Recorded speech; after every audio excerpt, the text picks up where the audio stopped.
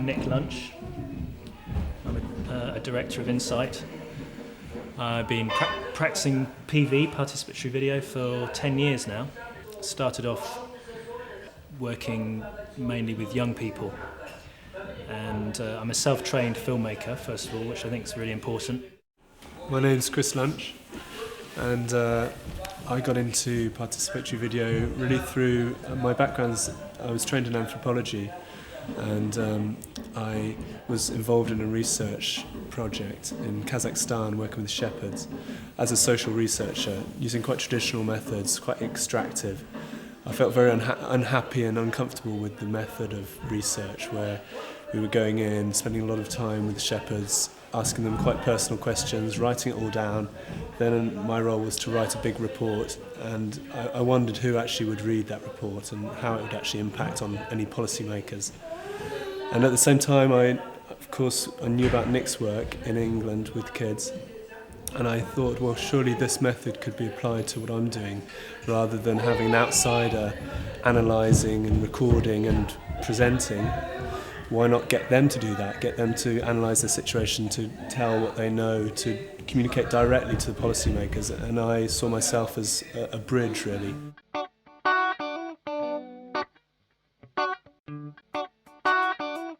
There's still a real need for this kind of work, for communities to be given a voice and to be included in the kind of debates and in the research that's going on, and to be given space in that whole development arena to hear their voice and to hear their perspectives and hear their ideas, because actually we know it's really the people who are in that situation who know best how to improve their situation or change their situation.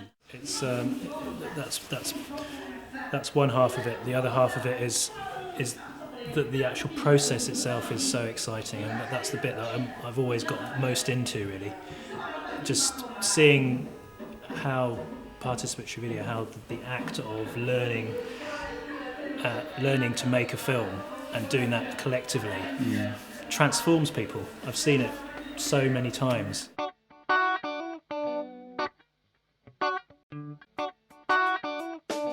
Well, participatory video really turns on its head the traditional role of the filmmaker as the one who decides what he films, where he films, and is in control, really. It turns all that on its head. It's the subjects who become the ones in control, and it puts the camera in their hands. So I think that's the crucial difference, and that changes everything, really.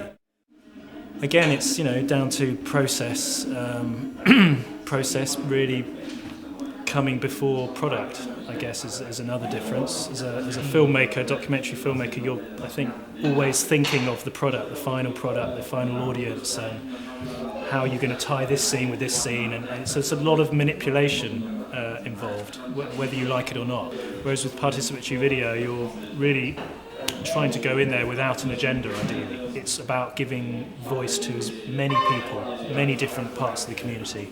It's specifically, in my view, participatory video is specifically about amplifying the voices of the poor, of the disadvantaged, the marginalised, people who don't get to speak, who don't have a voice. It's very much a political process, and that's the way I've always seen it.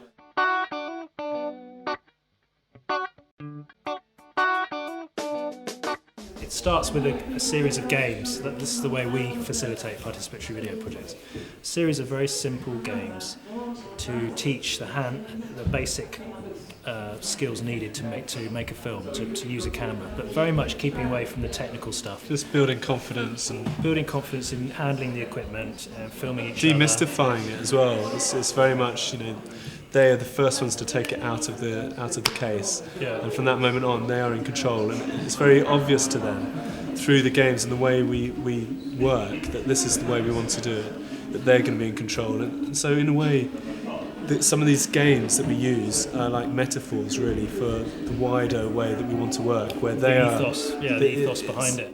Once people have used the camera to film something, we always play it back so they can see what they filmed. That is the mirror, in that they're being able to see themselves in new light and listen to each other in a way that often you don't in a day-to-day setting.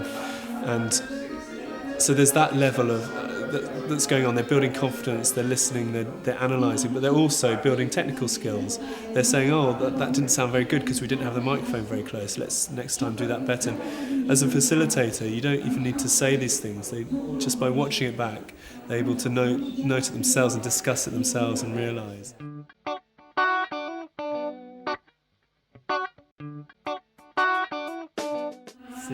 The process, PV process, has got a magical quality to it somehow, that it does unleash something within most individuals, a sense of just tasting power and tasting that how through changing perspective, a community can actually start to improve its quality of life.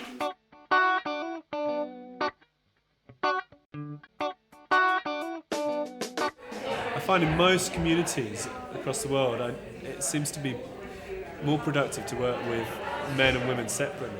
The men are more keen to see what's going on. The women are perhaps a little bit shyer at first.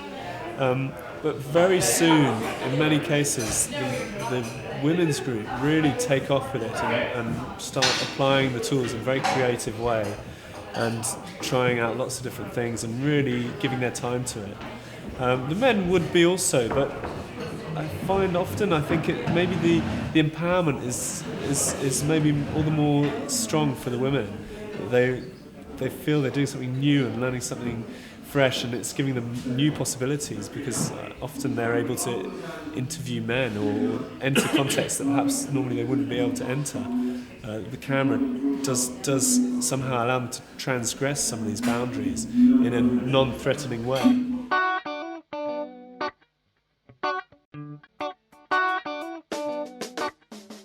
Pretty much everyone in the world is aware of what's, has an inkling of what's going on now in the wider world, and how things, and are directly feeling the impacts of globalisation in their communities.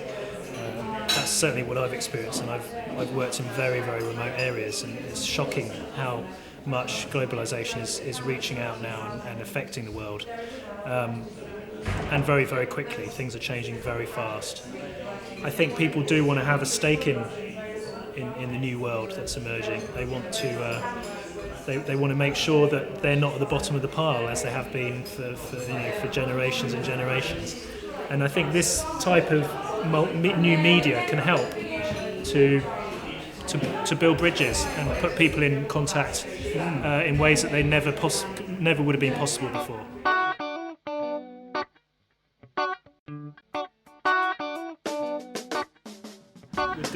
We're doing this interview whilst running a training, a 5-day training, introduction into participatory video here in Oxford in the community centre. There's a lot of noise going on behind us because the group are taking some time out to watch some videos, some of our insights work, just as a way of sparking discussion on the sort of ethics of PV, the ethos behind it, and some of the possible obstacles to setting up and running PV projects in real life. And we also happen to have a group doing dancing, or I think there's sounds a like Morris drumming dancing or some kind of odd upstairs. There's people ringing the bell, coming in and out. It's a busy Oxford community centre. Thanks for bearing with us. Yeah.